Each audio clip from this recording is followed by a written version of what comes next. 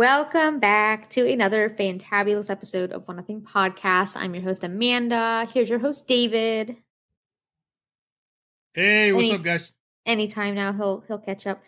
What kind of day do we have in store today, David?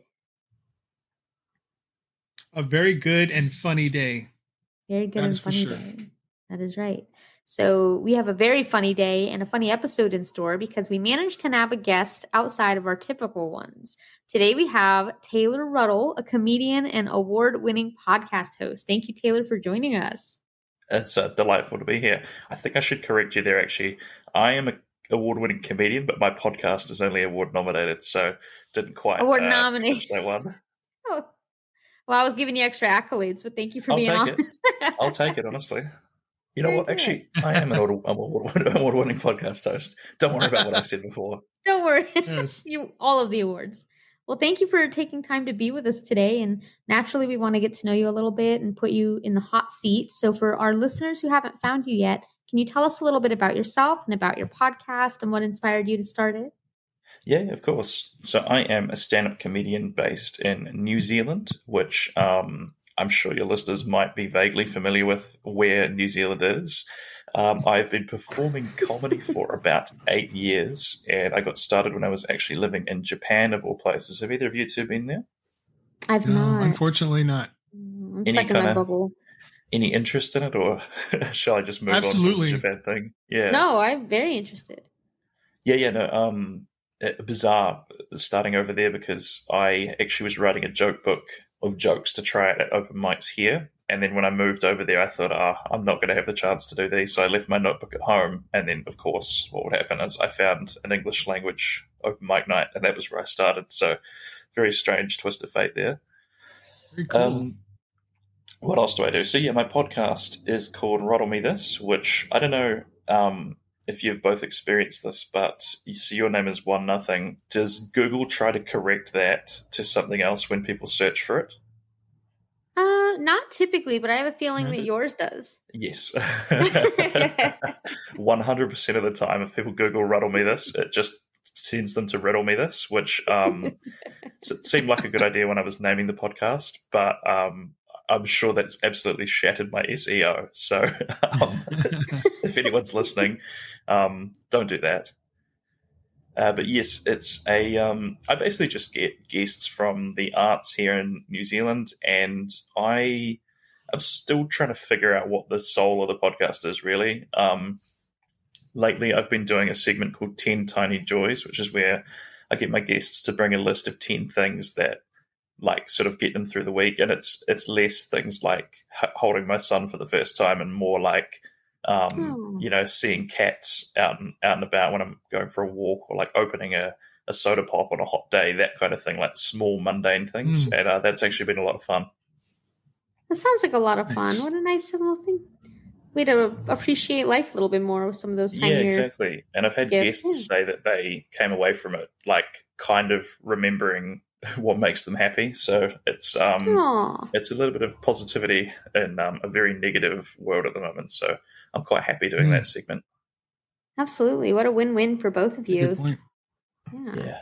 Just to put you two on the spot, can you think of a tiny joy that you would bring to my show if you were guests? Yeah, I'd say I was afraid you were going to ask that question.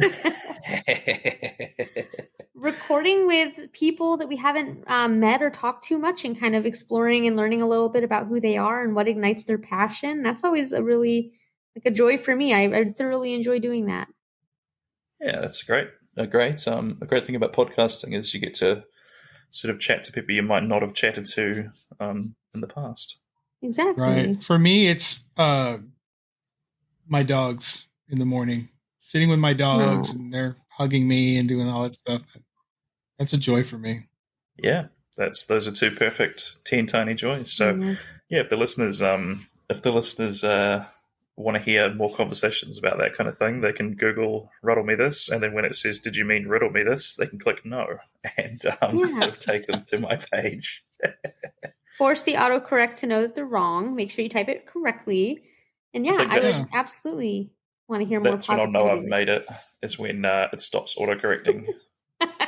Yeah. That'll be the bar. Taylor, can I ask you what? Yes. What is that picture behind you? Can you tell me what that's about? This one here? Yes. So there's a famous American picture of the steel workers, I think, building like the Empire State Building. They're sitting on one of those red girders. So that is a version of that, but they're all Star Wars characters. They're like the stormtroopers. Oh, that's cool. They're sitting on the maybe a rail from the Death Star. And my flatmate is a very big Star Wars fan. I think if I swivel the camera that way, you've got Hoth, and that's the AT-ATs. Yeah, and then if I very cool. Away, this is great for the audio only listeners. A large elephant on the wall. I love that. Yeah. Really nice. Artistically The reason done. we hung that up there is because there was a television mount, and we don't have a television that would fit on it, so we just hung a photo in front of it instead. You can't tell. Cool, man. Nice. We need to do an elephant episode. Do they David tend is to attack people? I guess from time to time. We haven't come across one yet, but I'm sure it happens. But David's really interested in picking apart people's backgrounds. I think he thinks it tells a lot about the person.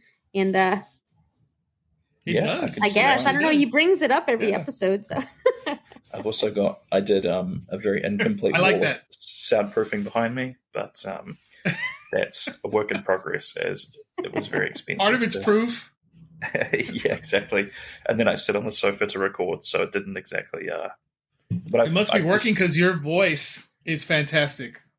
Loving it, the man. weird thing is, this microphone I'm using is probably the cheapest podcasting mic I saw recommended on Amazon, but it's been well worth the money. So, yeah. you sound crystal clear, I must say. Well, that's good. The New Zealand internet is not letting me down so far. So what is your favorite part about being a comedian? I was actually thinking about this recently. I quite enjoy experiencing an old theatre. I don't know if you two are into the thespians or not, but this is an anecdote I can tell you. So over in New Zealand, it's very hard to make a living as a theatre, like an actor, and so theatre companies, if you go to the back of their, like the green rooms, they'll have all these posters up of the previous shows that they've put on, and you'll see about a 50-50 mix of things like Peter Pan. Just excuse me 1 second. Sorry about that. I was losing my voice a tiny bit. You'll see a mix of like Peter Pan, Romeo and Juliet, the kind of basic things you expect to see in a theatre. And then you'll see the weird artsy stuff that they actually sort of want to produce. And a friend of mine was telling me that the reason they do that is because they do like a typical one, like Romeo and Juliet, 1 year, and then that pays for them to be able to do the artsy stuff that they actually want to do, where they can get creative. So I just love looking at all of the production posters and seeing like the local actors as Romeo and Juliet. And I'm not quite sure why I find it so fascinating, but I really enjoy that aspect of being able to tour the country. That's really nice. What a wholesome answer. Back in college, I actually did a couple of plays. I did The Pirates of Penzance, and I did Macbeth.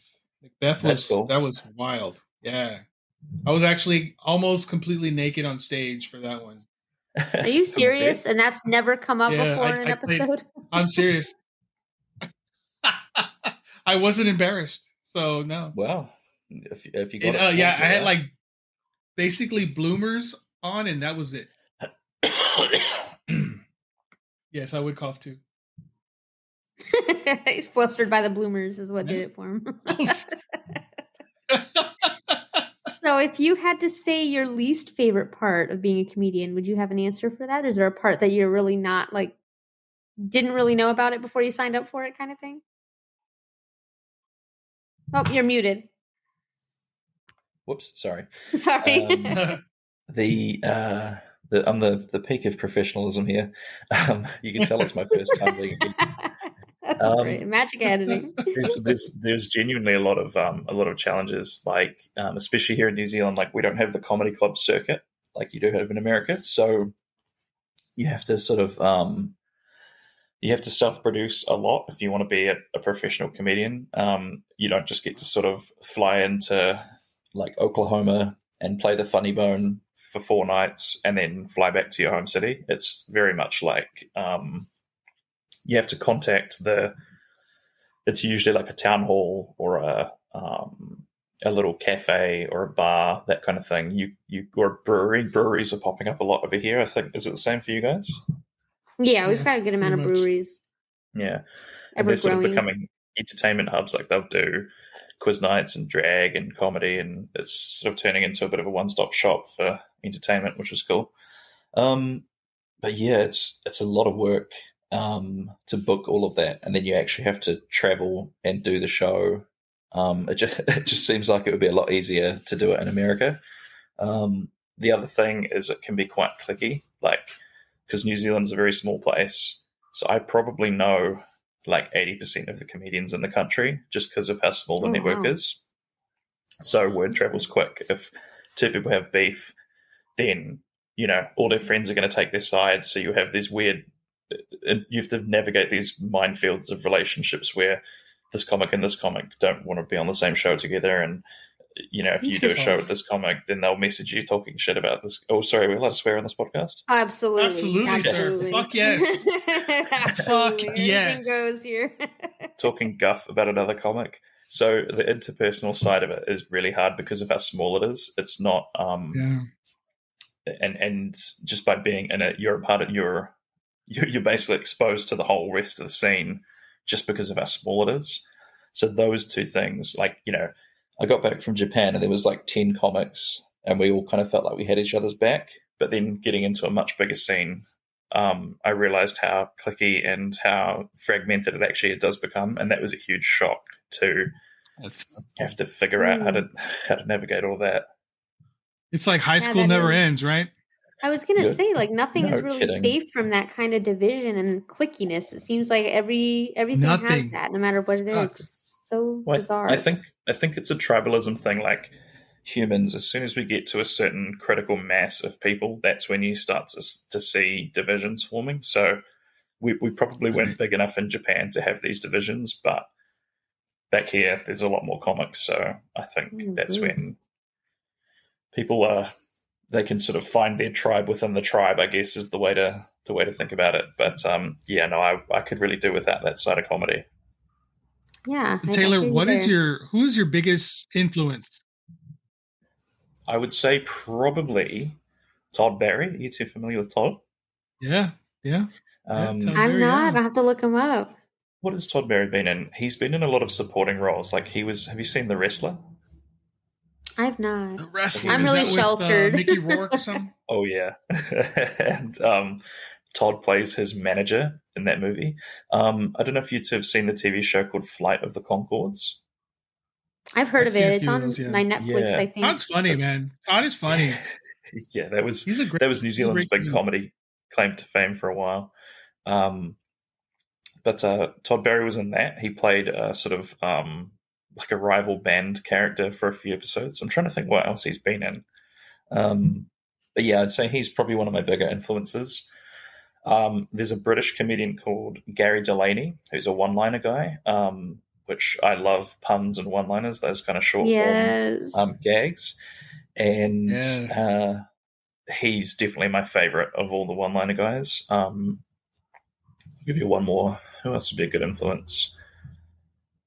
Maybe Nate Bargatze. Do you guys know him? Yeah. Oh, man, I love Nate. He's hilarious, man. So good. Why am I so sheltered? He's so dry. He just...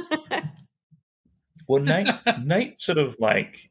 He went from relative obscurity to playing huge theaters almost, it felt like overnight, because I think the thing with Nate is you don't realize he's clean because he's that funny.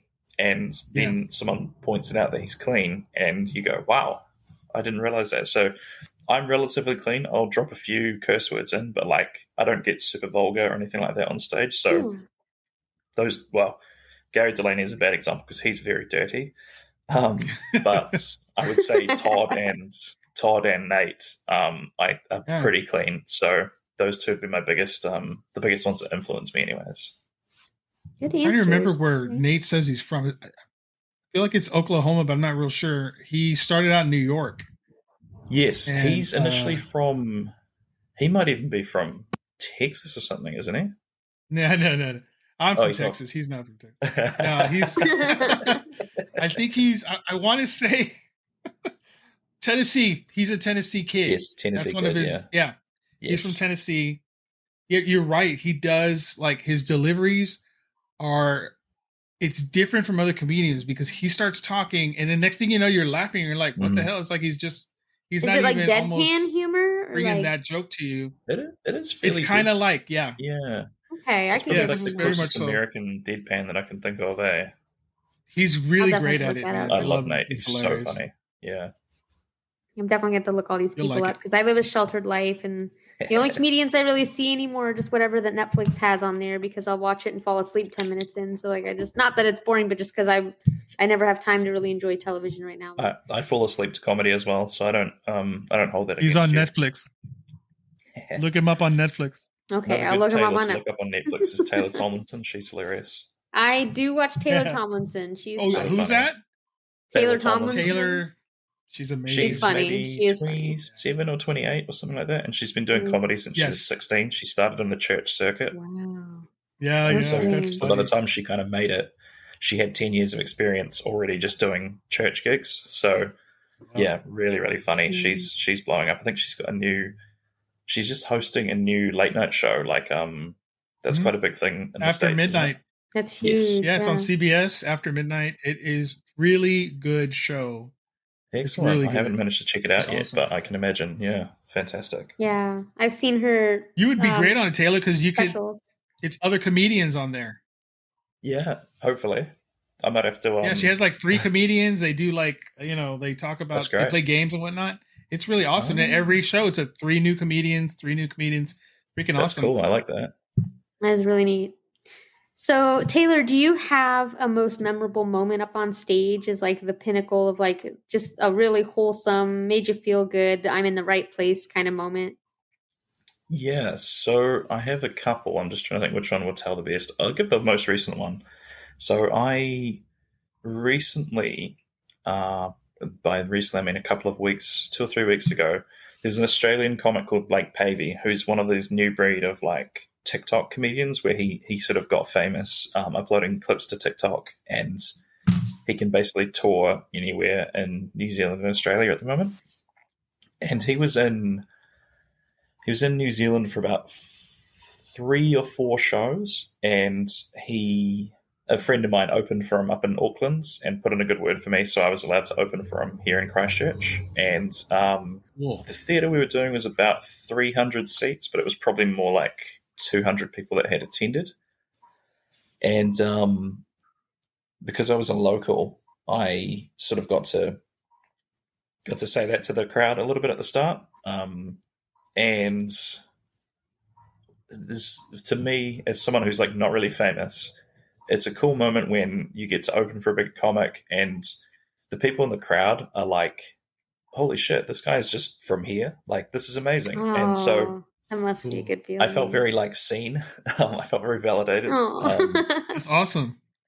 And then afterwards, he was doing a meet and greet in the lobby, and I was sort of hanging about, just kind of watching it all play out. And then some people from the crowd were coming over to us to take photos of me, which was like, that's never happened before. So I'd say that's probably like, it's definitely a highlight in the last year or so. Yeah, that's. I gotta say, I've been following your account, and I've seen some of your stuff, man. You're pretty funny, man. You have it. You've got it. I appreciate that. I'm trying to get there. I think I'm coming up on 9 years this year, and I think people tend to think it's around 10 years is when you kind of figure it out. So I'm. Hopefully I'm not too far away from that. No, I feel like you're almost there, sir. I feel like you're right on the cusp for sure. Yeah.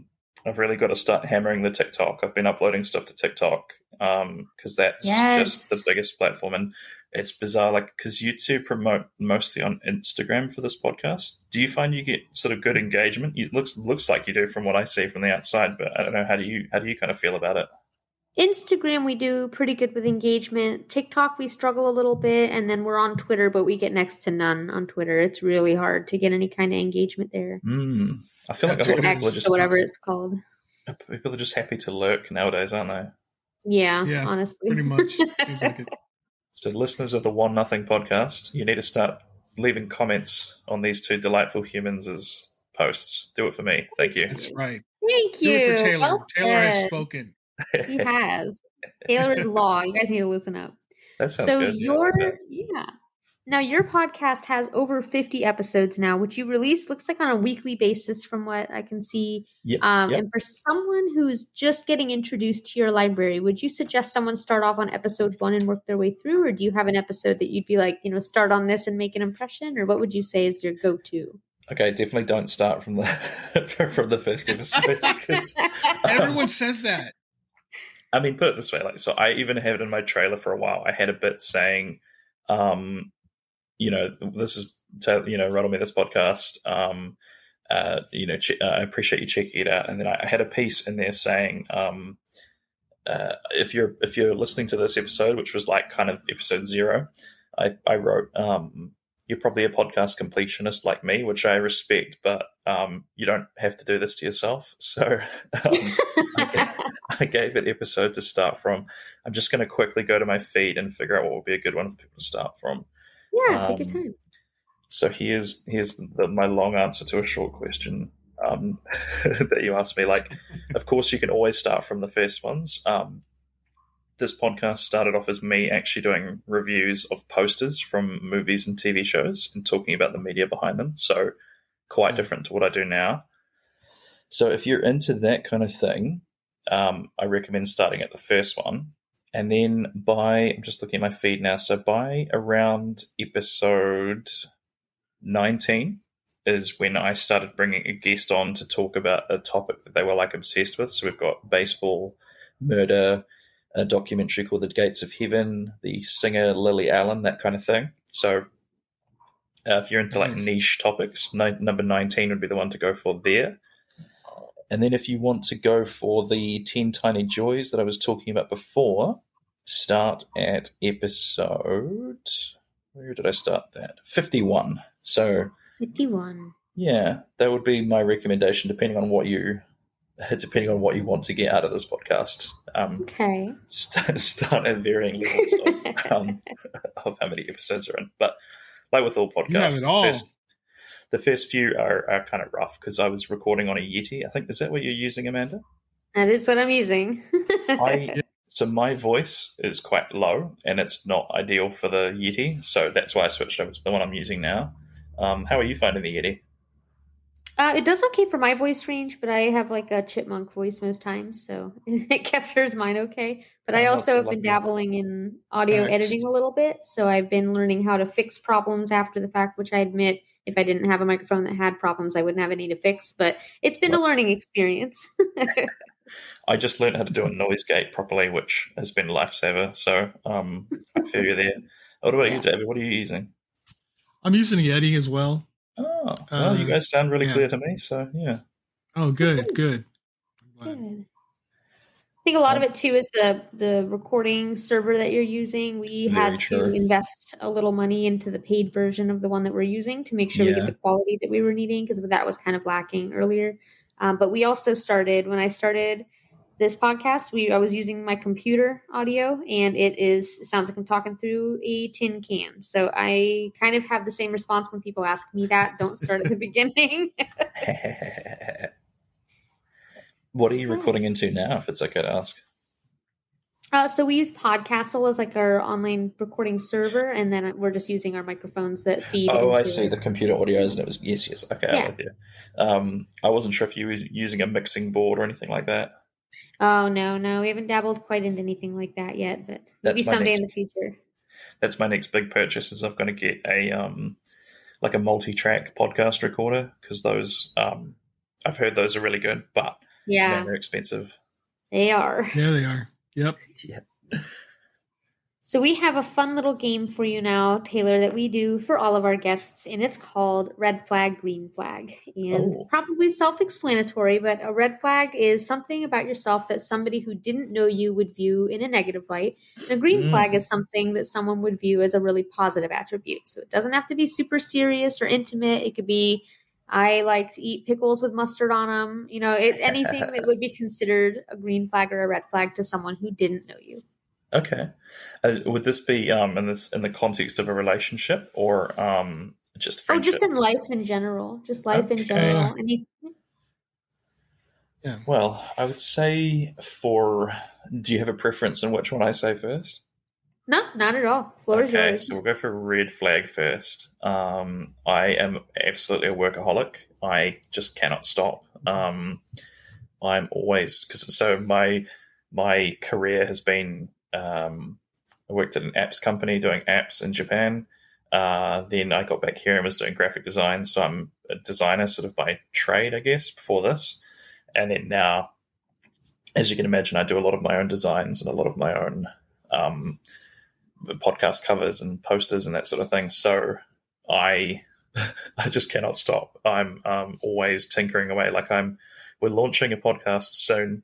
A friend of mine, we're going to call it Hosstown. And so I was creating an intro graphic for that yesterday and just tinkered with that for longer than I should have, trying to get it perfect. So I would say that's my red flag, is that I just I've always got to be doing something. I've always got to be creating something or tinkering with a poster or just, I cannot, idle hands are the devil's plaything, I think they said, right? It's an acceptable answer. Okay. What about the green flag? Yeah.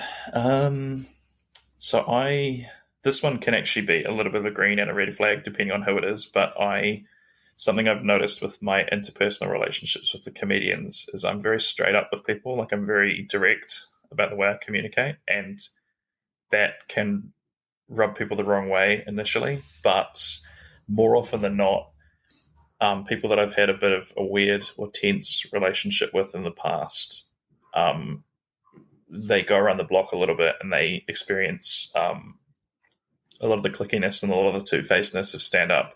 And then more often than not, they come back to me and are like, oh, actually, no, I prefer what you do because at least you know. There you go. We know how you feel. Heck yeah. That's good for that validation. I'm the same way. I'm very straightforward. I can sometimes be blunt. Yeah. And a lot of people been called blunt many times too. They don't jive with that, man. They don't like it.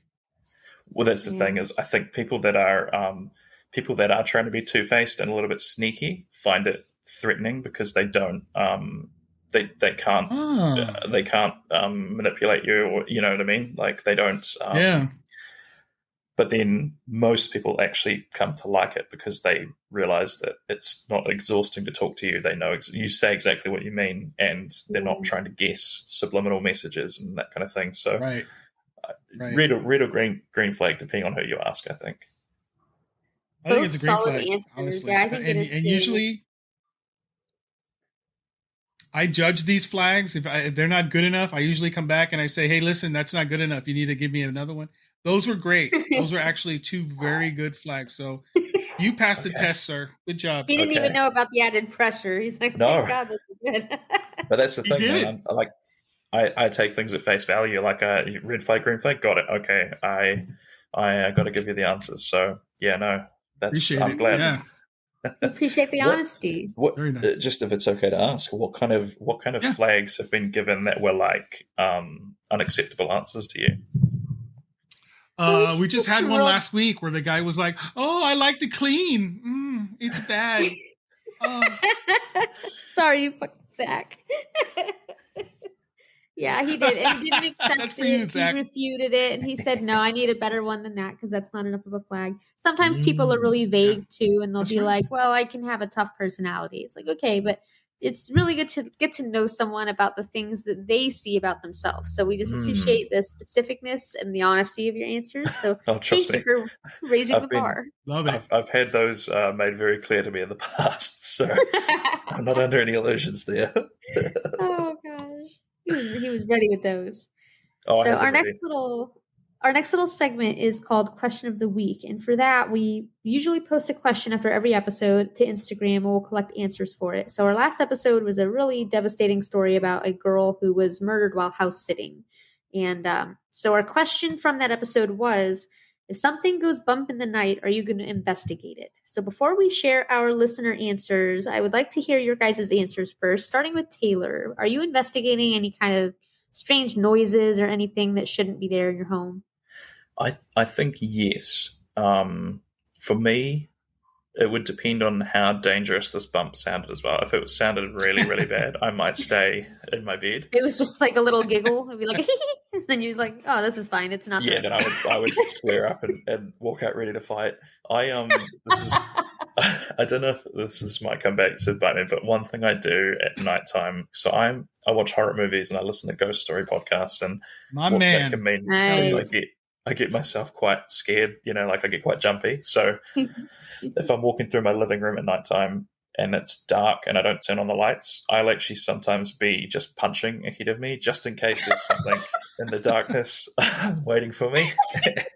And so that's I would say I'm like 75% likely to get up and investigate.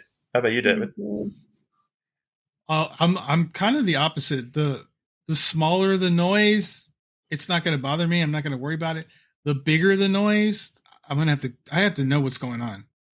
I have to get up and go find out.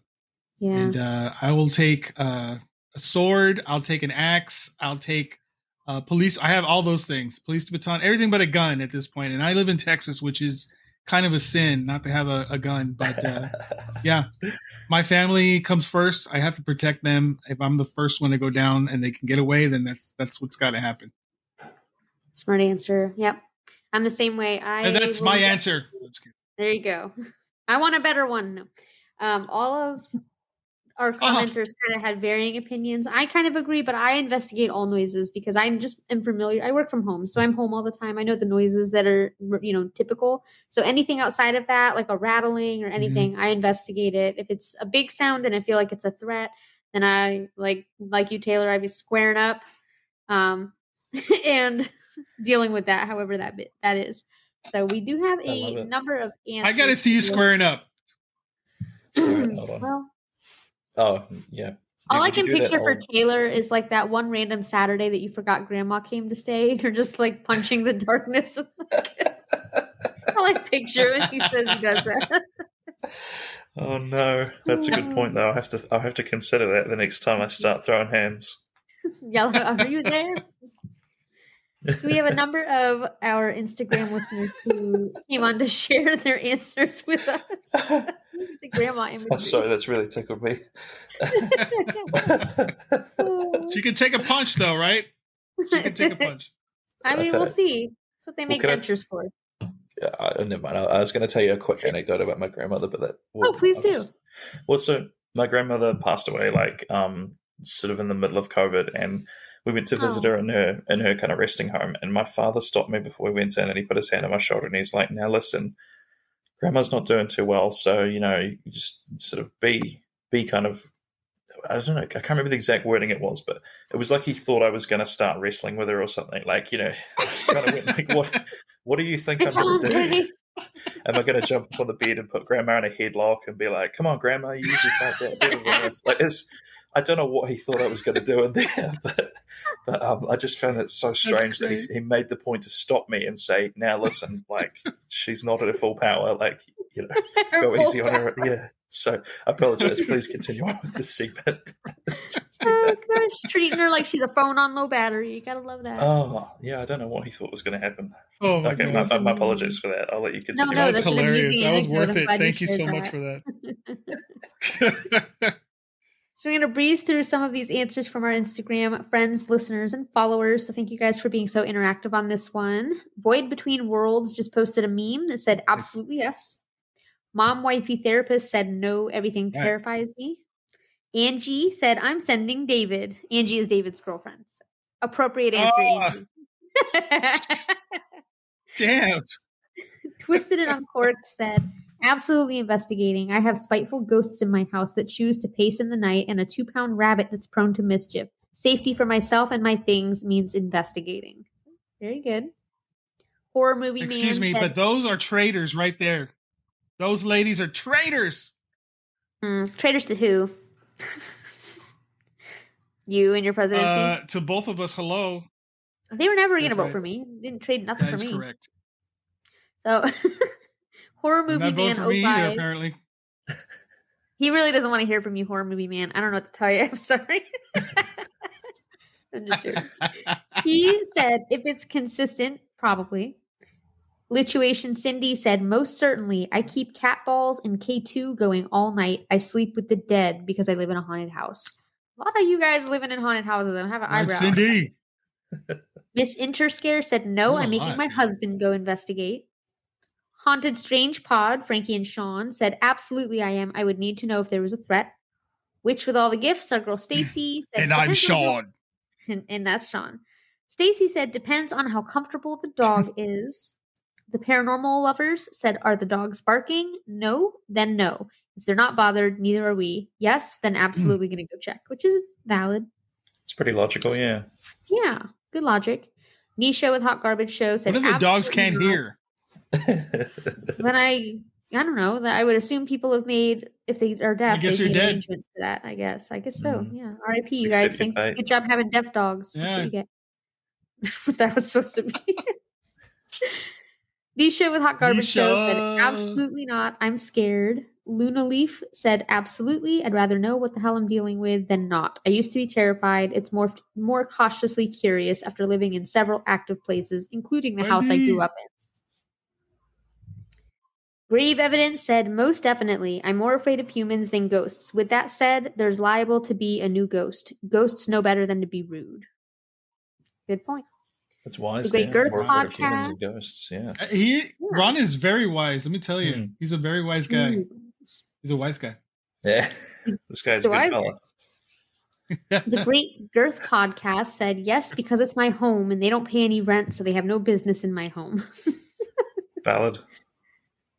El Hantino, a.k.a. Keanu Reeves' public enemy number 1, says, if something goes bump in the night, my vulgar mouth is my best weapon. This guy yelled at Keanu Reeves in a coffee shop, so we call him Keanu Reeves' public enemy number 1. Right. He did. He actually did. What did he yell at him? He was coming into a Starbucks, and Keanu was coming out of Starbucks. They met at the door, and they just stared at each other. And then my friend Arnie said to Keanu, are you going to get the fuck out of my way? And then Keanu went on his way. Was this pre-John Wick? Pre-John Wick, yes. Yeah. You wouldn't want to talk shit to post-John Wick Keanu. No. I've seen him. But he didn't know it was Keanu at the time. He thought it was just some dude.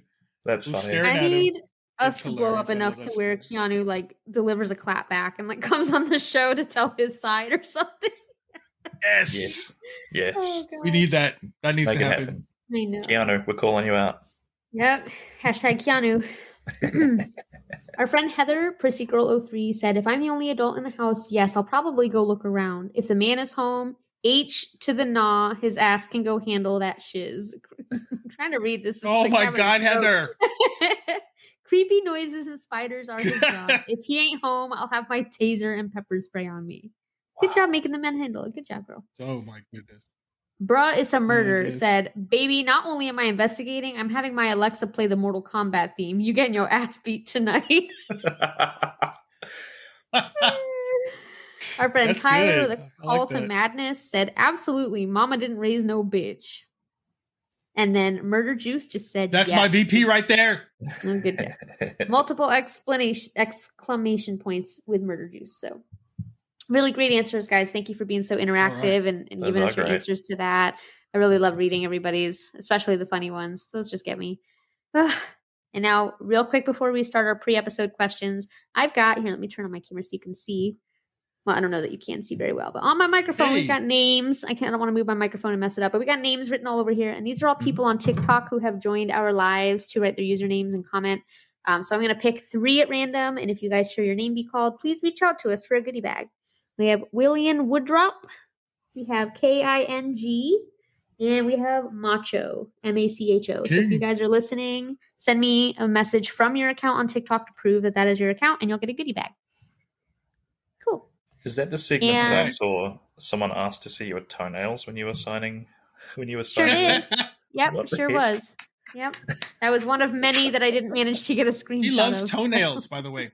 It's very specific, isn't it? Toenails. Very specific. Yeah, toenails. And you know what, though? He followed the rules and commented, so I had to write his name. I was like, I don't have a way to fight this because I said comment and I'll write your username. I didn't say comment what. So he's on there. Hopefully he doesn't win anything. Oh, no.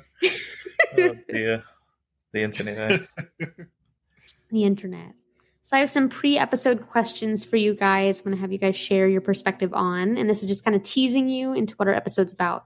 So my first question, if you came across someone being attacked by an animal, are you going to try to intervene? Who's taking that one first?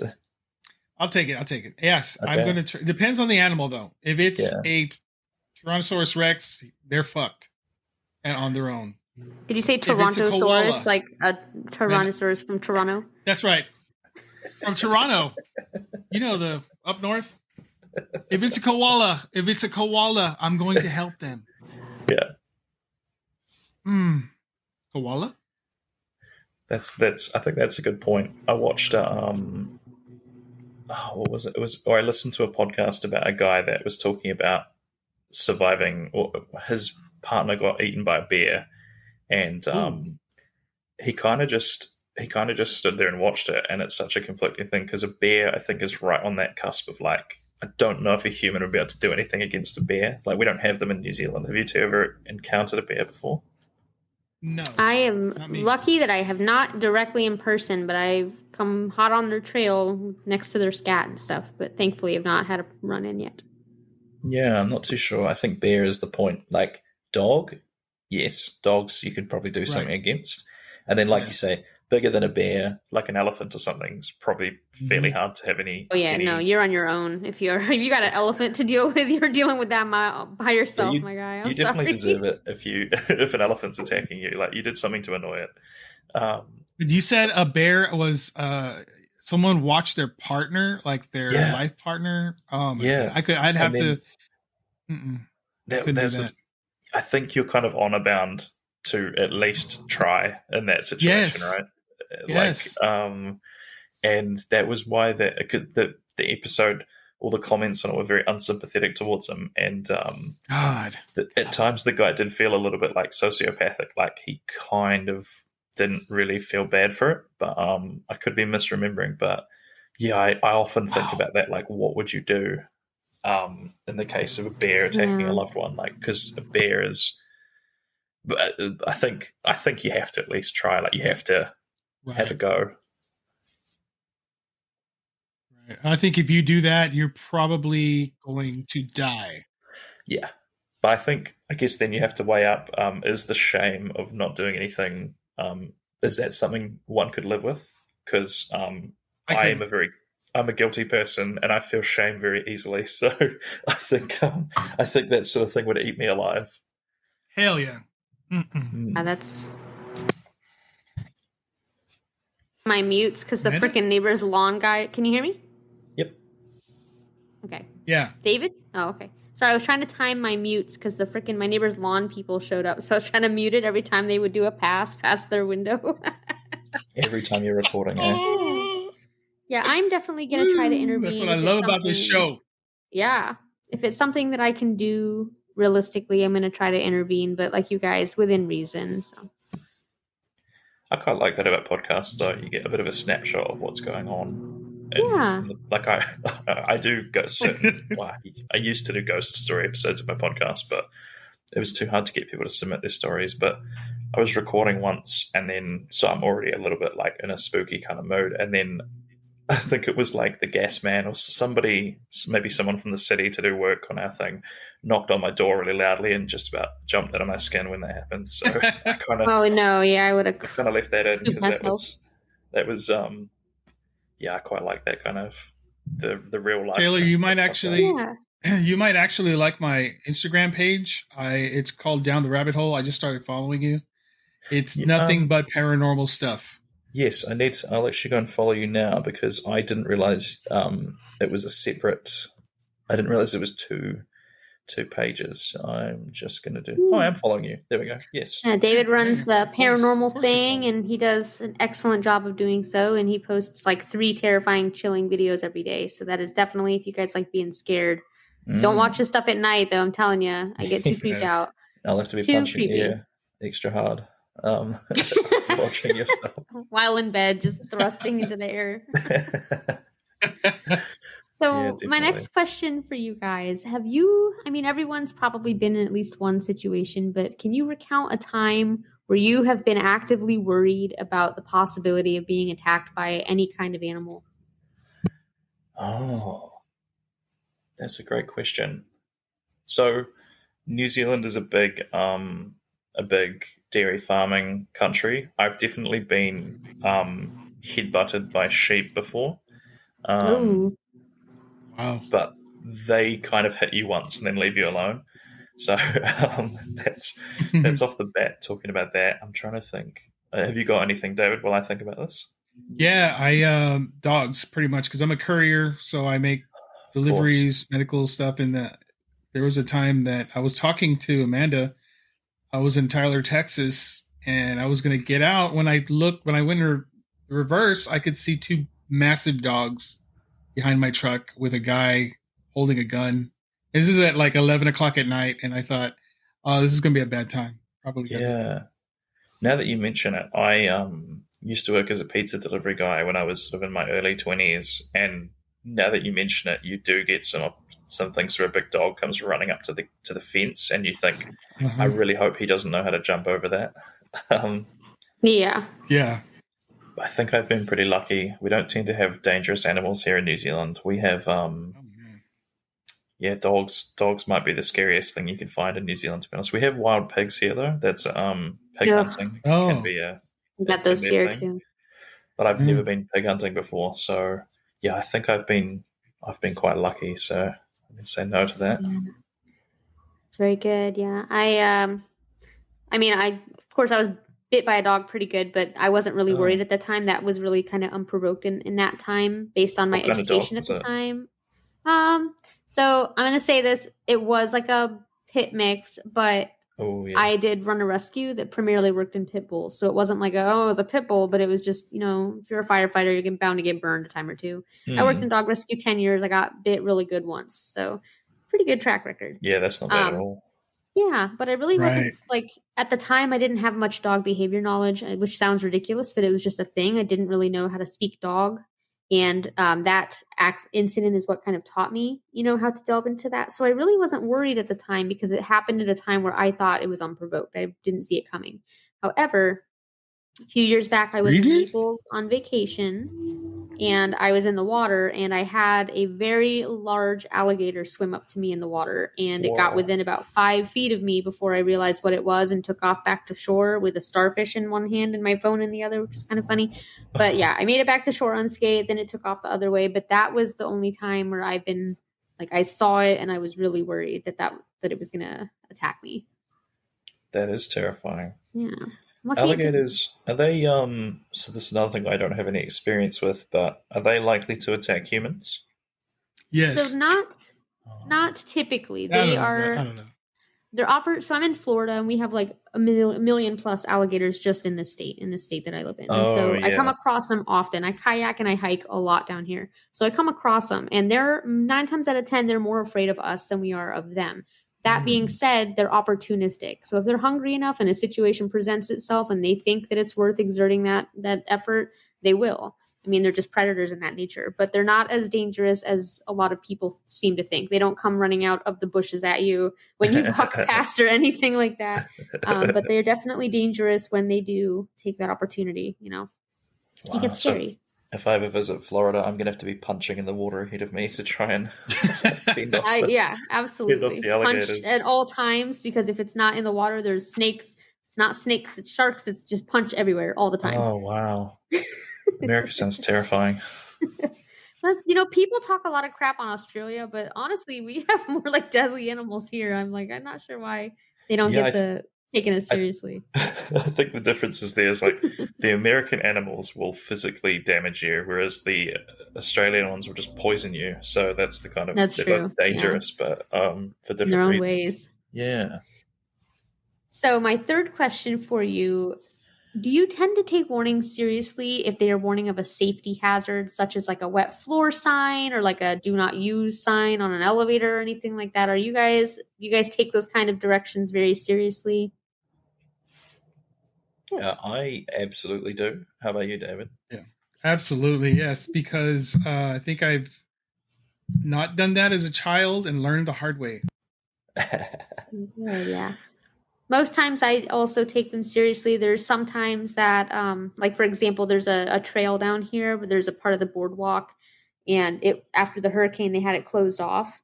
But I really wanted to go on it. It had a sign that said "Do not use," but I used it, and I crawled around the sign, and I went on anyway. Nothing happened. It was probably just because the fence separating it from the water's edge was gone, so it was more like risky.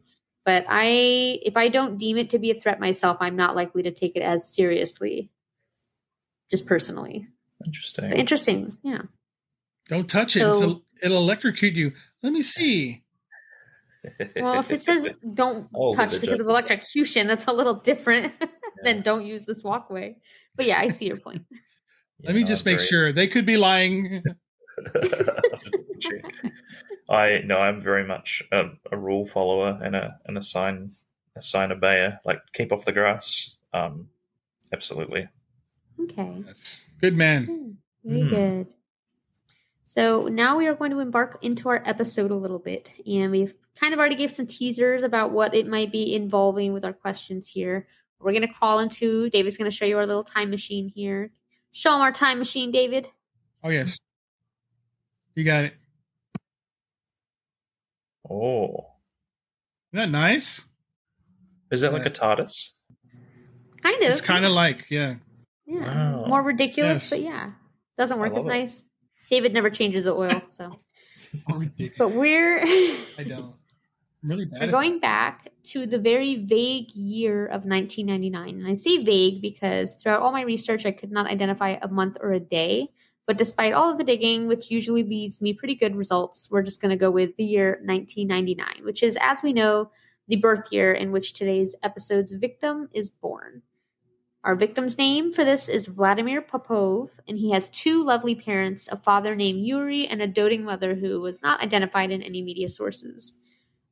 He is originally born in the subarctic city of Arkhangelsk, Russia, which is roughly translates to Archangel, and throughout his upbringing, he had a very close relationship with his father. Eventually, the family together moved to Moscow to pursue other opportunities, and a few years later, Vladimir is now a young adult and accepted into university and begins his classes in an IT program. This is about around the time that he meets a beautiful woman named Anastasia, and the two begin to form a very close relationship, and they begin to date.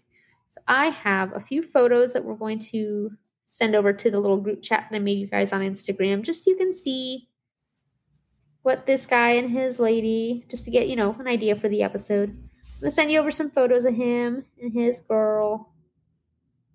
And this is Vladimir Popov. In these photos, he's roughly between 20 and 23 years old. Oh, I'll have to use my phone to see these. Me too. I'm very disappointed. Sorry. Oh, he's a good-looking guy.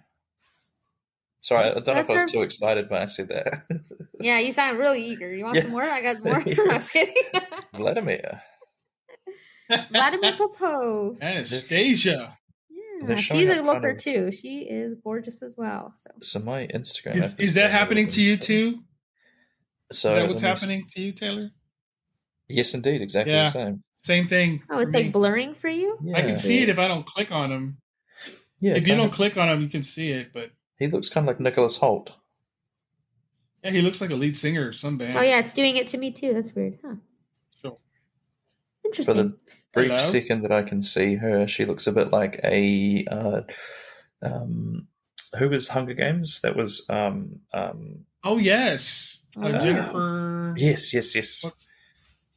Daddy like. Yeah. Okay.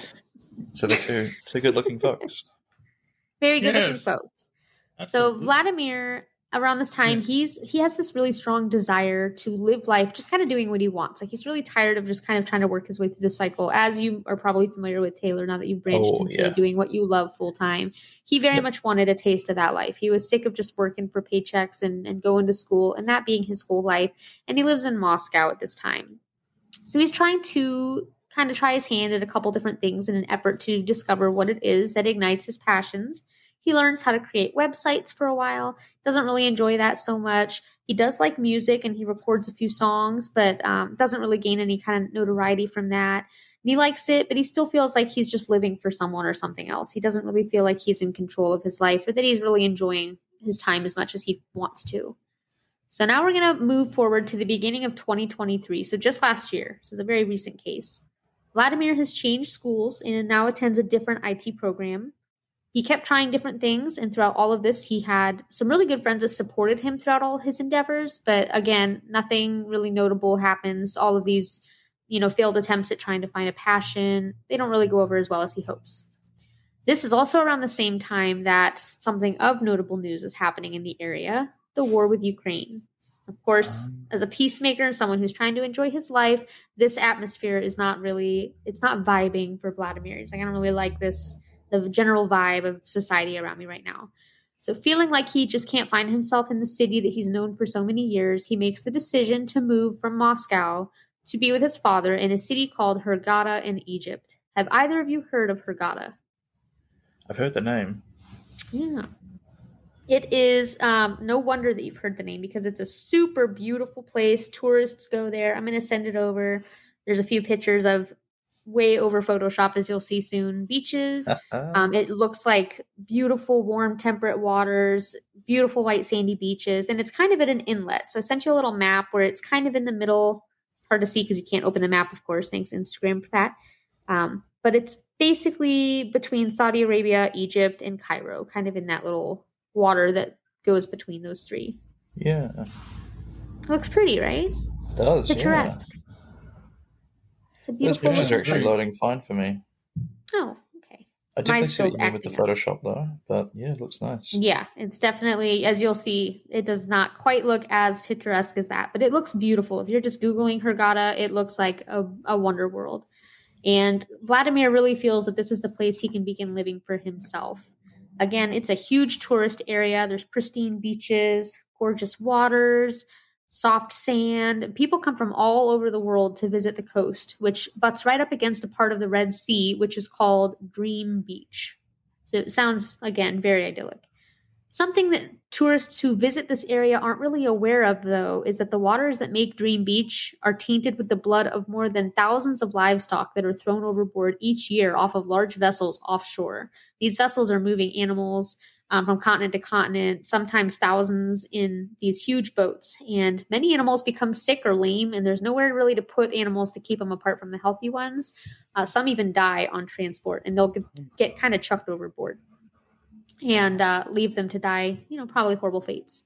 This area is also really heavily fished, and most days there's a myriad of small boats that are constantly dumping fish parts into the water in efforts to attract the fish that they're actually after, the ones they're trying to catch.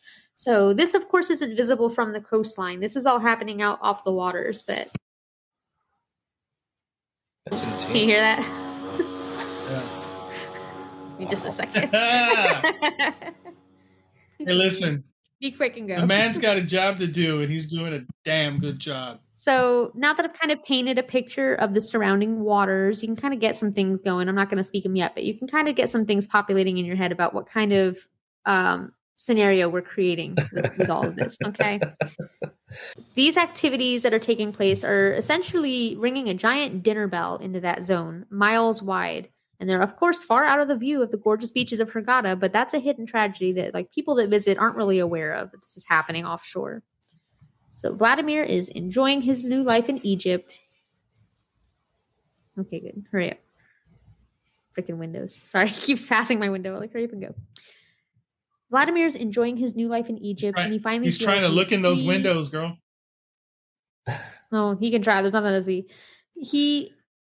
It's the toenails guy. It's the toenails guy. I have socks on, sir. Go away. Good one. That was a good one. So, I think that was a good one. Yeah. Never would have thought of him. Now I'm going to be waking up in the middle of the night like, oh, toenails. I can't stop thinking about him. You're going to be punching in the night. Toenails. So many weird people like that. I try to catch screenshots, but they come in so quick sometimes. But that one for sure. It's like, okay, guy. What the hell? So now that Vladimir's in Egypt, he's living with his dad. He's got, he's doing school remotely. He's got more time. And he really feels like this is, living. This is actually living for myself. He's in this beautiful, new, really glamorous looking area. And he doesn't tell many of his friends that he moved, but he is living with his father, Yuri, now. And of course, him and his father have a very close relationship. So he's just excited to be closer to him. And Vladimir ends up investing in some property in a residential complex called the British Resort. And this is what is listed in Russian media sources. And he begins attending his schooling. Like I said, he's doing it remotely, so he doesn't have to even go in anywhere. So a few months later, June 9th, 2023, just this past summer, not even a year ago, Vladimir and his father, Yuri, decide they want to go to the beach. They want like a nice, relaxing day away. And they're looking forward to Vlad's 24th birthday, which is coming up in about a month. He just wants to enjoy these tantalizing waters of Dream Beach for a few hours and just kind of relax. And they do. They set up and they hang out. And for a brief stint, they're just laying on the beach, but the water looks too appealing. And Vladimir joins about a dozen or so others that are swimming off of the popular beach. This is a tourist area yet again, so people are swimming a little deeper into the waters, which is not unseen. And the sight of Vladimir swimming farther even than the piers encourages a few other visitors to kind of get into the water and dip a toe.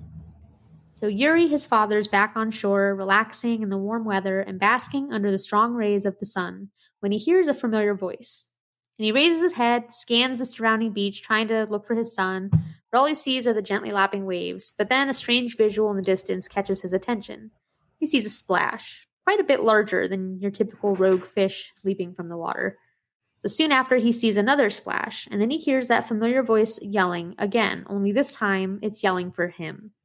And he hears, "Papa, help." Yuri stands up and he instantly recognizes the voice as Vladimir's. In that moment, he experiences the last bit of normalcy that his life will ever know. What do you guys think as of now from what we've learned? What do you think's going on to Vladimir right now? Man. So my feeling is the animal, there was the people chucking the animals over the edge of the water.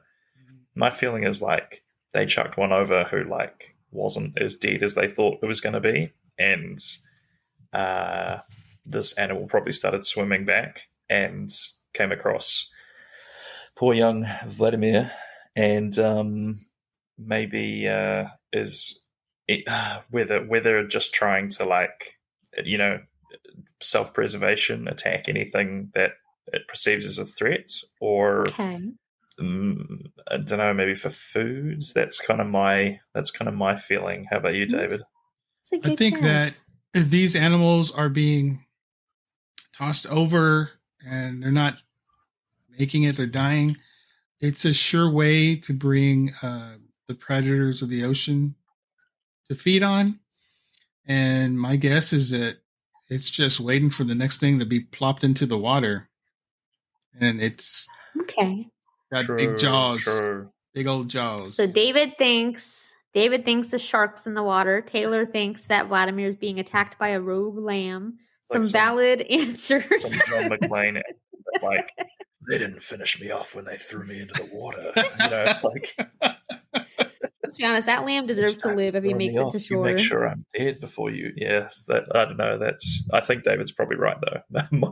Mine's a little unrealistic. They were both good answers. You think about it. We discussed though. If you're trying to rescue a small child, right, in the ocean, let's just say that child's going to be frantic and probably take you down depending on the size of the child. But yeah, that makes sense to me. If it was a lamb that was still kicking, man, he'd be kicking at this thing trying to stay alive. That makes sense. I believe it. Yeah. I'm on your side, bro. And Vladimir's almost 24 now at this point too. So he's an adult, but like a young adult, But David is correct. Yuri is standing on shore watching helplessly as an enormous 10-foot-long tiger shark expertly attacks Vladimir in the water right offshore. Instantly, nearby beachgoers see the commotion and they get up, but in only seconds, people are springing into action. There's boaters nearby that are desperately trying to race the clock to get their boat in the water to save Vladimir. Other swimmers desperately swim back to the shore, hoping and praying to reach dry land before they too disappear under the surface. And people close enough on shore just begin watching in horror as Vladimir is disassembled right in front of their eyes. A select few individuals actually pull out their cell phones and begin recording, which is where we're going to pause so I can send you. Again, it's not gory, so you're not going to see any really specific horrors, but I'm going to send you over at first. This is a compilation video, and then I'm going to send you the actual video itself. Here, please hold while this sends. I am going to have you guys go ahead and watch the video. I'm going to play it so that you guys listening can hear it. Watch the first one first, and then you guys feel free to just say your reactions as you see it. Okay. This is the first video is going to be a timeline of events, so it is all 4 cameras separately, and I'll show you. So right now it's just displaying a little map of where the cameras are located around the scene.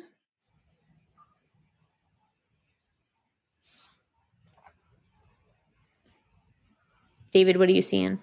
Absolutely nothing. My account logged out. So I've just seen all the cameras. Oh.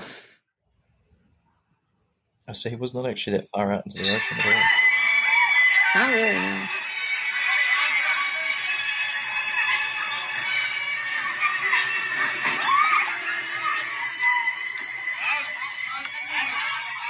So we're kind of seeing like a group of people in the water. They look like they're swimming back.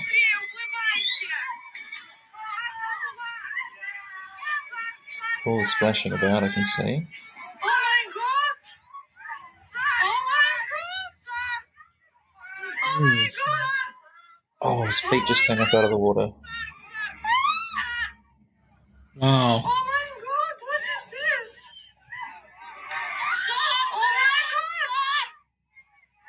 god! Oh, did you see the shark? Oh my god! So you guys finish watching that, and then before we watch the second one, we're going to talk a little bit about what's happening so we can understand. Oh. But, oh. What are you seeing, David? I saw feet in the air. Yeah, the feet in the air. And then the shark kind of like thrashing a bit at the end, right? Yeah. Mm-hmm. Oh, there it is. Yeah, I can see blood. Mm. Oh, so before we go into the second, before we go into the second video, I just want to talk a little bit about what we're seeing so that we can really understand the footage.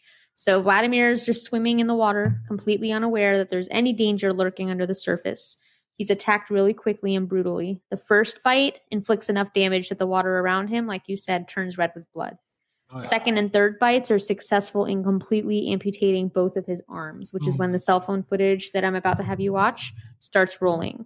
So as we can see when you guys start to watch it, Vladimir doesn't really make any kind of attempt to fend off the shark or to swim away, just simply because he can't. He doesn't have arms. So go ahead and watch that second video. I'm going to play it for you guys to hear. This is where you're going to hear Vlad screaming out for his dad, which is really heartbreaking. So again, listener discretion, guys. This one is a rough one.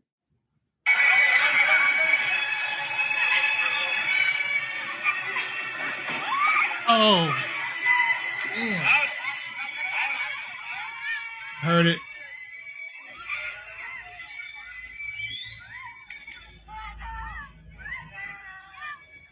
You just said Papa had. Oh my god! Oh my god! Now watch the shark take him down from the shoulder. Oh my god! Oh my god! What is this? God.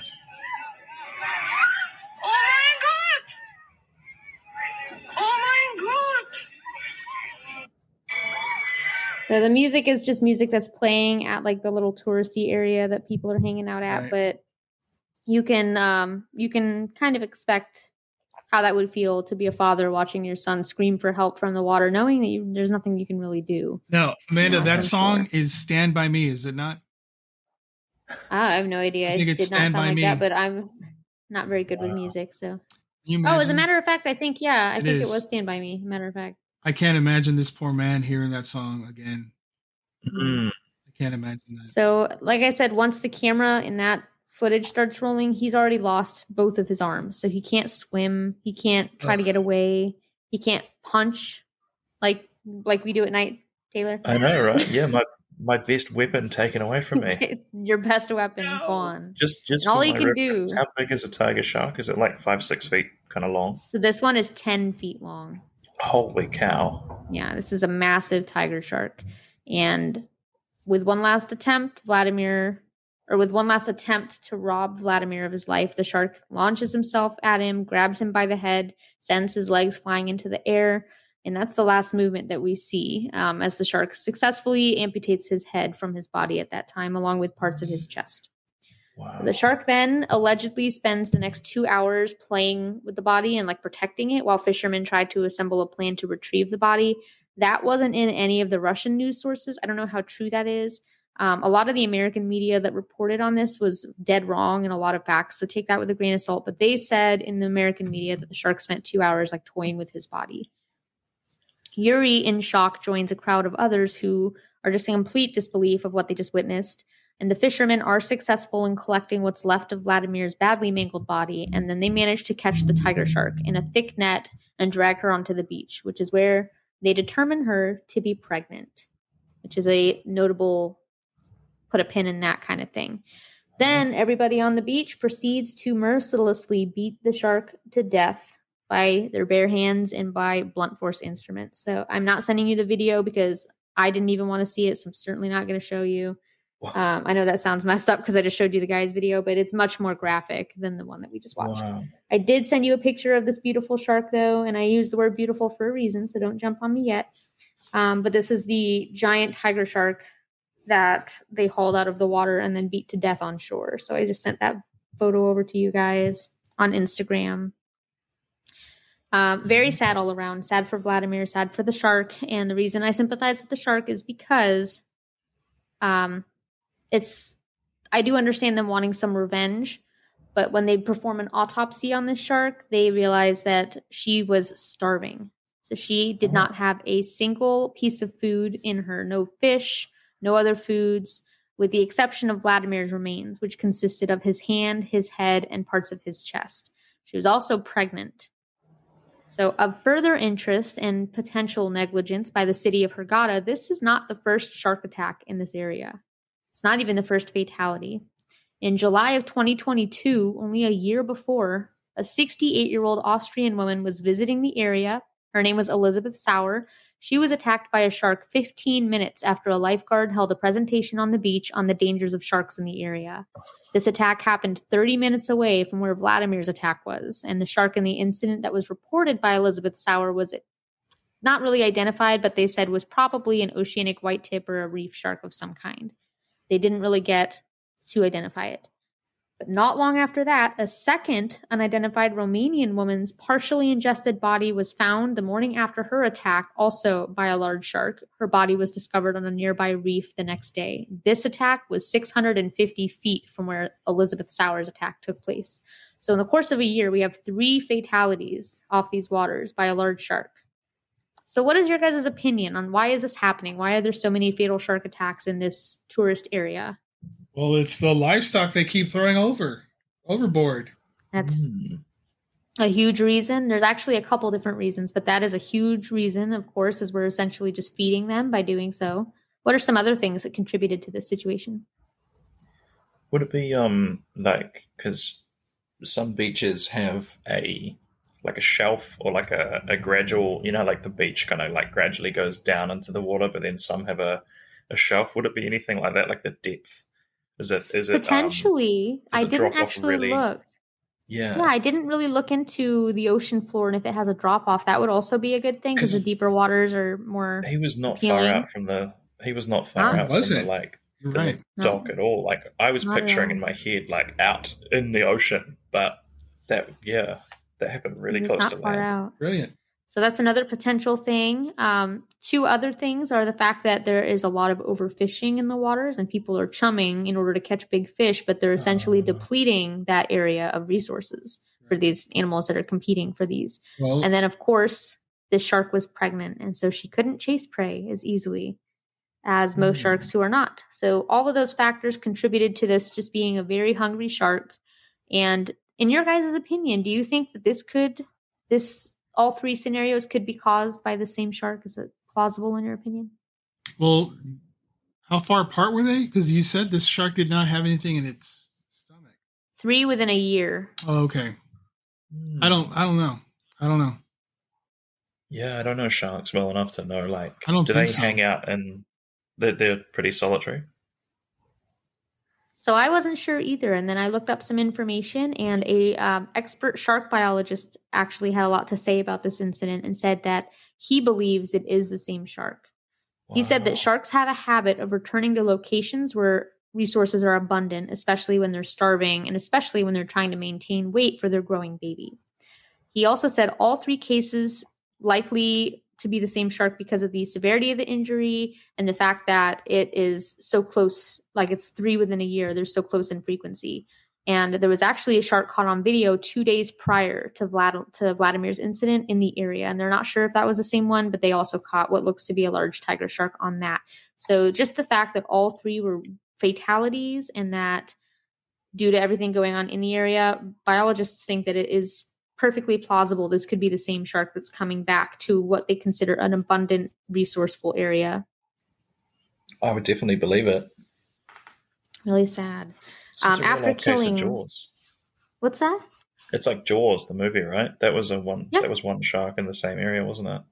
Yep, one shark creating all that havoc off the beach, and that is also loosely based on a true story that maybe one day we'll get into those shark attacks. But wow. Yeah, there's a lot of shark attack news stuff out there. And this shark, once they had beat it to death on shore, they actually mummified the shark and are displaying it in a local museum in Egypt. So they've got the shark that killed the man mummified and hung up in a museum, which I find to be strange. It's almost, I don't know that I would mummify it and hang it up. It bothers me. That is kind of awesome. It really bothers me that looking at this shark, and I know it possibly killed 3 people, but these people were on vacation enjoying themselves. The shark was trying to stay alive. Mm-hmm. It's a huge difference. I mean, I don't think anyone should have dragged it on shore and beat it to death. Yeah, that really hurt. And I get it because it's a raw reaction. People are emotional and they want like almost revenge, you know, but it's this shark didn't attack him to be like, screw you people. It did it because we created an area where we've depleted its natural resources. We're bringing in sharks off of deeper waters by dumping essentially food into it. We're enticing them into this area. And then it's a tourist trap. So there's people in the water all the time. Right. So we just made it really appealing for them. And then we kill them when it happens. It's just like, you know, I don't know. I feel weird about saying that because I know people are going to have some opinions, but I do feel bad for the shark. I feel terrible for the shark. It's just horrible. I feel just as bad for the poor boy that lost his life. Exactly. Yeah. But one does not make it better. You know what I mean? 2 wrongs don't make a right. No. It's rough. So I have a little bit of fake news that goes along with this episode that I just want to clarify because this is stuff that was reported in American media that was unfounded or that I found through Russian media to be untrue. So the first allegation was that his girlfriend was present. So a lot of American medias were saying that him and his girlfriend were in the water and that he stayed back to allow her to swim to shore and like essentially saved her life, which is a beautiful story, but it's not true at all. His girlfriend was not there. She was at home. Her friend actually commented on the media on the newspaper and said that like she's safe and she was at home. She was not involved. There was also other media that said that Vladimir's mother was on the scene and that she collapsed on the beach after being informed of Vladimir's death. That is also infactual. She was home in Moscow. So just, you know, you guys, you reporters and stuff, come on. If an amateur podcaster can outdo you on research, like, just come on. Not amateur. I'm using an iPhone. I'm just saying, I'm using a damn iPhone. You guys have all the resources in the world and you can't get together an accurate freaking story. Like, okay. They were probably on the scene. Yeah. Vladimir's... Oh, go ahead. I'm sorry. I was just going to say that what's like so terrifying about sharks, because again, we don't have them over here, is the fact that in like one bite, both your hands are gone. So it's like, even if you survive, your life is changed like irreversibly in like an instant. He probably didn't even see the shark like coming up to him, you know what I mean? Like, and I think because I've never seen a shark like up close before, let alone a 10-foot tiger shark. But just the thought of just like that, they can end you is like, I don't think I had to put the proper respect on how dangerous sharks can be until seeing the story. So that is like, wow, that's really shocked me, to be honest. It is. Sorry for the trauma that's going to cause you later. But I know, right? You're late at night punching sharks in your sleep. Taylor, imagine your bed is a boat and all the darkness surrounding is the ocean. Think about that tonight. I already don't leave my limbs hanging over the edge because of childhood fear of same. under the bed grabbing your hands. You're absolutely right. I don't know if you saw Lord of the Rings, but there's a scene where the ringwraiths like stab the Hobbit's bed sheets, or the Hobbit. They think the Hobbits are hiding under the sheets, and that was a source of trauma as a child. So, the night sharks wouldn't get me because I never leave my limbs outside the bed. I have a friend that I used to work with. Well, he's not a friend. I know this guy who believes.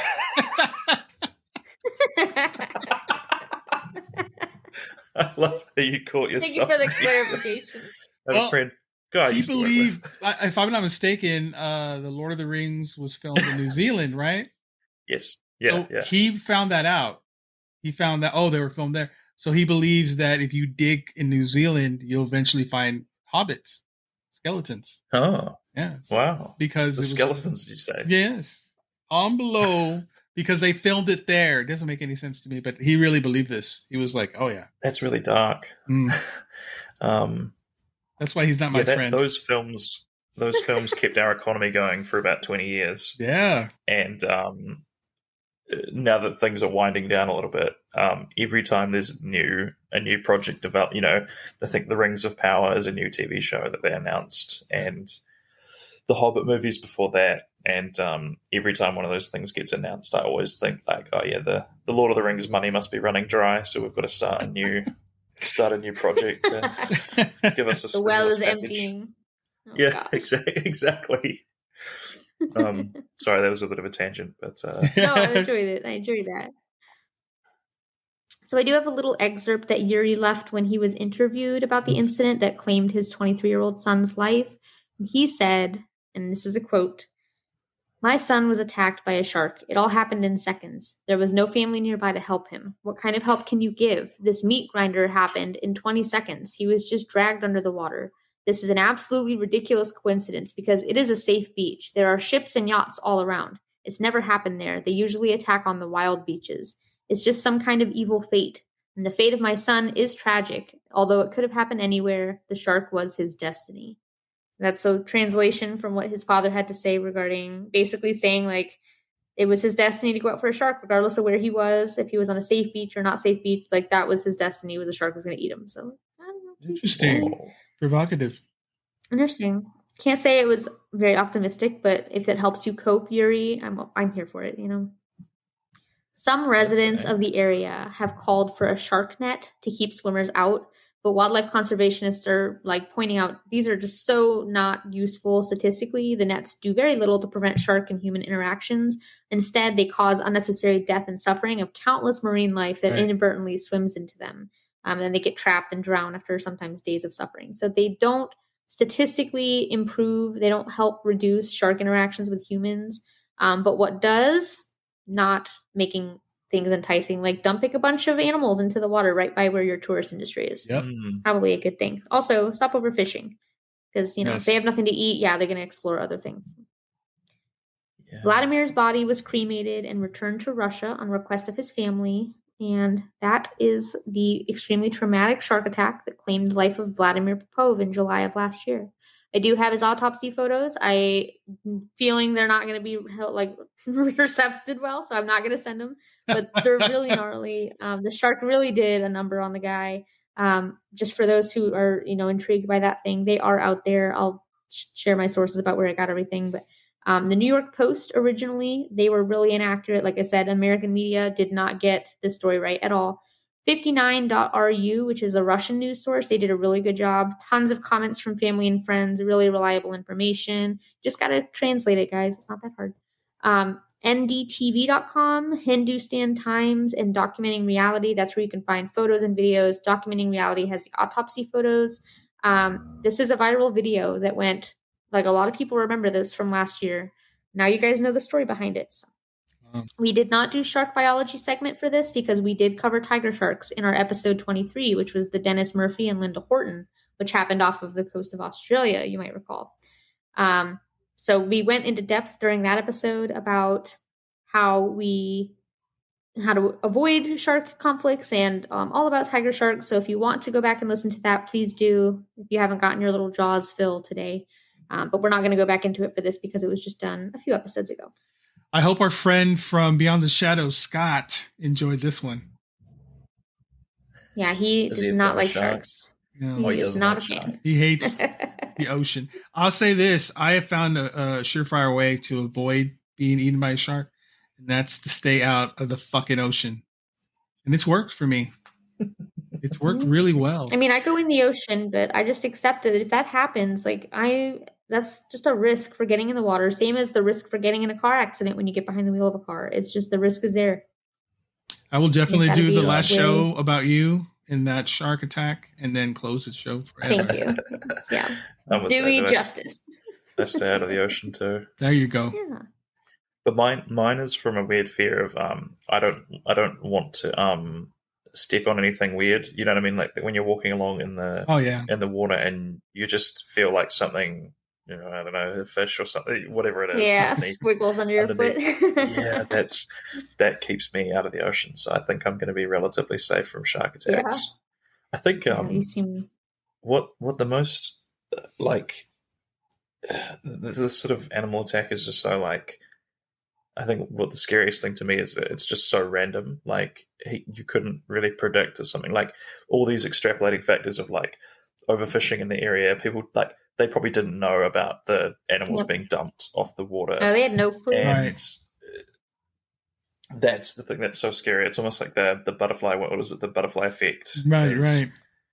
All these little things that had nothing to do with Vladimir ended up and.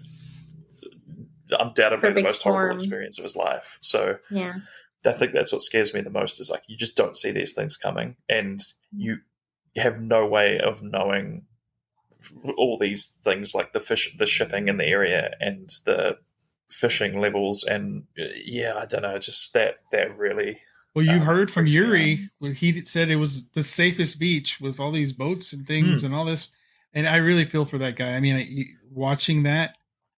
And having to live with that. I'm sure he wakes up every day and thinks of that. It's got to be the worst feeling ever, man. Not being able to help your son. Wow. Yeah. I feel so bad for that guy.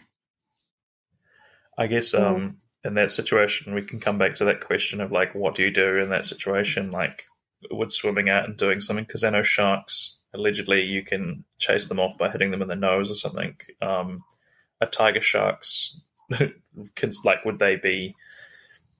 do you reckon you could chase off a tiger shark by intervening, or do you think it would just turn on you as well? So interesting that you should ask that, because that is a perfect segue into our Too Cool for School fact. Well very good job. Well done, sir. Great segue. So for our Too Cool for School fact, I did want to touch on that a little bit because once a tiger shark has you in its jaws, there's not a lot you can do. I mean, you can try to punch its eyes, you can try to do whatever, that, but once you've got to that point, you're really going to be relying on others at that point. There's not a whole lot as you as an individual. I mean, just physically and physiologically, a shark is designed for killing. We're squishy and soft and frail and really fragile, and we can't really put up a fight against an apex predator such as a shark of that size. So tiger sharks, among all sharks, have one of the most diverse diets of any shark. They will eat literally anything. Things from tires to license plates and even other sharks have been found in their intestines. Despite this voracious appetite, the majority of shark bite victims survive their attack, which leads a lot of people to follow the old bit about like sharks don't really like the taste of people. They'll bite you as an exploratory thing, which very well may be true. However, more recently, shark behavior experts have begun observing kind of a typical pattern that sharks will use. And when encountering big prey, such as like a human, sharks are all about expending calories. How many calories am I going to get in exchange for how many that I'm going to burn in pursuing this prey? They really don't want to put out a lot of effort. So sharks have this really unique way of feeding. Well, they'll actually come up on larger prey like seals, ungulates, humans, and they'll bite them. And then they'll simply just hang out in the area and wait for them to bleed out, because they don't have to chase them. They don't have to fight them. They don't have to do anything like that. Now, that's the majority of shark bites are like that. Bunch of lazy bitches. That window, right. But that window of waiting for their prey to bleed out in the case of humans is a window and opportunity in which other humans can come to our rescue. Right. So they can bring jet skis or boats and they can get us out of the water and stop the bleeding. So a lot of people think that they just bite and then don't like the taste of them, when in reality, it's probably the fact that people enter the water assuming the shark has bitten left, and the presence of more people is what scares the shark away. So if you're ever in a situation where someone's being attacked by a shark, as many people as you can get in the water is going to be that person's best chance of survival. And I know that goes against your instincts, but they really do. They're chased off by larger groups of people because they're like, oh, suddenly this is not worth the energy I'm investing. And they dip out. So a lot of people, biologists, think that maybe sharks aren't just biting us and not liking the taste. Maybe they're biting and just waiting for us to bleed out, but we're rescued before they have a chance to finish the job. Interesting. It's an interesting take on that I found. But yeah, if you are in a position to help or be helped, great. If you are in a shark's mouth on your own, hope you enjoyed your life. You're probably not getting out of that. That shark biting and then waiting for you to bleed out is like a great example of work smarter, not harder, isn't it? Like, absolutely. Just picture one of them like, hey, you got to work smarter, not harder. You bite them once and then you wait. Old Bruce, yeah, it's a very good way to survive.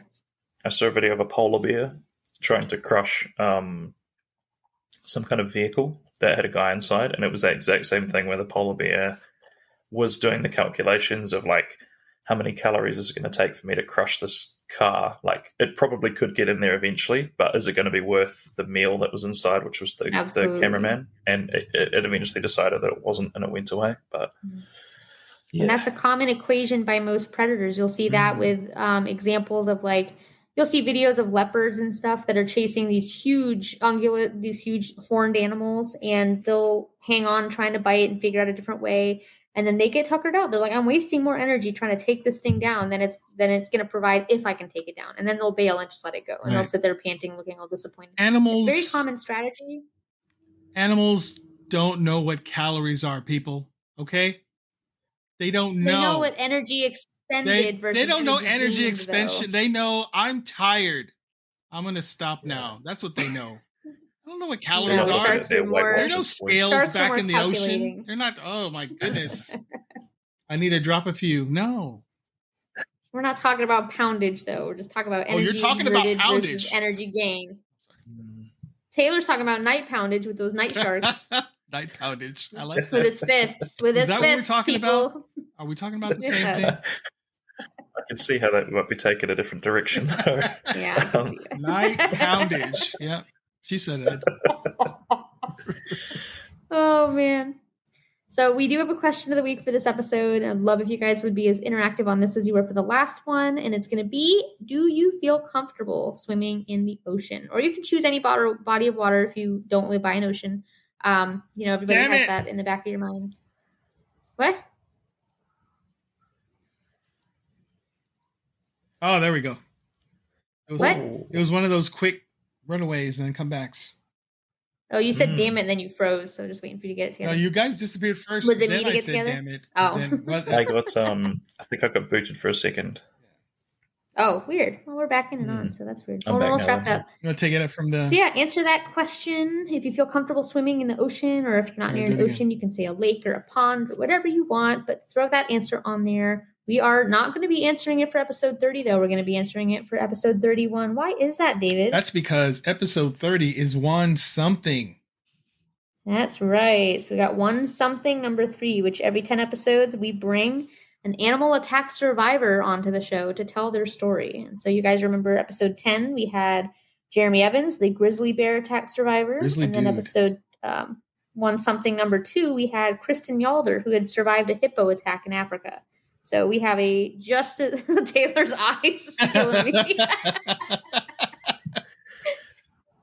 He looks like he saw a ghost shark. Oh my god. Ghost shark. I like that. It's behind you. Hippos, I've heard they're quite vicious, so I did quickly do the thing in my head of like, okay, was this a really badass guy to survive the hippo attack, or like it was a girl, a badass girl. She's amazing. Oh, I'm sorry. Yeah, don't cancel me. Episode you better 20 be off of that one name. Wonder Woman, man, I'm telling you. Did she like fight it off? Yes. Yeah, kind of. I mean, to a degree. She was punching at it. Yeah. And then let me tell you, then she crawled and told the people that were on the bank how to save her life. Right? You need to do this. Yeah, she did. And her husband was there and said, "You need to do this in order for me to live." And then just started cracking jokes and laughing and smiling the entire time to the hospital. Wow. She's just amazing. Oh man, the best. There's some amazing people. Same with Jeremy Evans, our bear attack survivor. He was mauled 3 times within an inch of his life out in the Canadian backcountry, and then hiked 10 miles to his car. Well, crawled 10 miles to his car despite half of his face hanging off. I listened to that episode of yours. Yes. Did you? Yeah. Yes. Incredible people. Really is he the one that people. like he talked about his jaw being kind of he could just feel his jaw grinding or something? Oh yeah, that was horrifying. Great episode though. He is he's a marvelous guy. God. Champion for PTSD. And we set the bar even higher for episode 30, you guys. So we have another animal attack survivor that is joining us for episode 30. So that'll be coming out about 2 weeks from today if you're listening on release day. But yeah, that's your only hint for the next episode is it's going to be a one something. We're going to answer a question of the week on the following episode. So when we go back to the regulars, episode 31, we'll be answering today's question.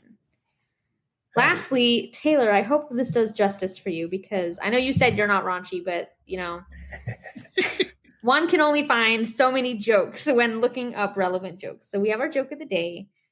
Right. I selected this. I want everyone to know this is myself telling the joke to Taylor. Taylor, it's not his joke. I want to know. So one day, 2 brothers, Jack and John, decide to go out diving for seafood. They quickly manage to fill up a sack of seafood, and Jack decides to take it back to shore to grab another sack to fill. John is at sea all by himself, and he sees a shark coming towards him. Frantically, he calls out to his brother Jack, who's still at shore. Help me, there's a shark headed straight for me. Jack calls back, yeah, I'm coming, bro. John is freaking out. The shark swims right up to him and bites him in his leg. Again, he calls out to Jack, who's still on the shore. Bro, please come and help me. The shark's bitten off one of my legs. Jack yells, yeah, hold on, I'm coming. John tries to stay calm and wait for his brother, but then the shark bites off one of his arms, and he yells back, hurry and help me now. The shark has bitten off my arm and my leg. Jack calls back, for the last time, hold on, I'm coming. Finally, the shark bites off his other leg, and Jack now has to save his brother, who has no arms and no legs. Now, bobbing in the ocean is just essentially a torso. His brother finally arrives to save him. Come on, bro, get on my back and I'll swim you back to shore. So he throws him on his back and they get to the shoreline. And Jack says with an exhausting sigh, I feel fucked. And John replies, well, I had to hold on somehow. Oh, man. Look, shark jokes are few in between, okay? For shark jokes. Damn, dude. I wonder why the brother was so nonchalant about his brother getting attacked by a shark. Like, what was the deal there? What else do you have going on that you're like, I'll be there in a minute? When you said he was coming, I was thinking of something else. Yeah, I thought that was going that way too. Yeah. I thought that way too, but wow. I spent way too much time looking for a decent shark joke, and they're all like one-liners, and you deserved a real joke. So I appreciate it. That's considered. I'm not going to take that on stage with you. I'm sorry, Taylor. I think I'm trying to think. I can't think of any shark one-liners. Do you want me to give you a couple of one-liners? Yes, please. Absolutely. Okay, let me just bring up my little notepad. Let's see if you like any of these. So this one's a bit of a new age joke. I'm halfway through a book called How to Stop Being Such a People Pleaser, and I want to stop reading, but, someone went to the effort of writing a book, so I guess I'll just finish it. I like that. Give you a couple more. Let me see. What are some good ones? This one I think goes quite well. My doctor asked me if any of my previous sexual partners have HPV, and I said all of them. I'd never date anybody that didn't have Harry Potter 5 on DVD. Yes, that's a good one. I like that one. Okay. What is another good one-liner? With probably the raunchiest joke that I've got. Yes, I saw that one. Yes, please. Yes. So I ran into an old high school friend and I asked him where he works these days, and he said, my dad's firm. And I said, your mum's quite fuckable as well. So the listeners are not going to believe that I'm not raunchy after hearing those jokes. That's good, man. That one is funny. Oh my god, that one is so good. Those went over well. Oh my gosh, if you guys laugh, you've got to go check out Taylor, man. He is hysterical. Yes. Can you share for our listeners where we can follow you, where we can find your podcast? So I'm on all of the social media networks at Taylor Ruddle Comedy, TaylorRuddle comedy. You can find me on YouTube, Instagram, Facebook, TikTok, all that good stuff. Very cool. Very cool. And I know your podcast is... Yes, Google Riddle Me This, and then when it says, did you mean riddle me this, click no. And it is on Spreaker. Spreaker. Mm-hmm. Well, I know that all you guys have Spreaker because you listen to us on there. So now you have one more to add to your library. There you go. Yeah. Well, I really appreciate you taking the time to join us today. And I know this was a really gnarly one, but I'm glad that it's... fun. I'm so glad you had fun. I was like, I'm going to totally bum this guy out. This guest experience was very enjoyable. And likewise, if either of you two would like to do a 10 Tiny Joys episode, I'm more than happy to have you on my podcast. That would be great. We would love to do that. Yeah, I think we could all use a little more positivity in our lives. Yeah, maybe we can tee that up in the Instagram group afterwards or something. Absolutely. Well, thank you again so much. And David, do you have any parting words today? No. All right. Well, thank you guys for joining in for another one. We'll see you shortly. And as always, stay alive.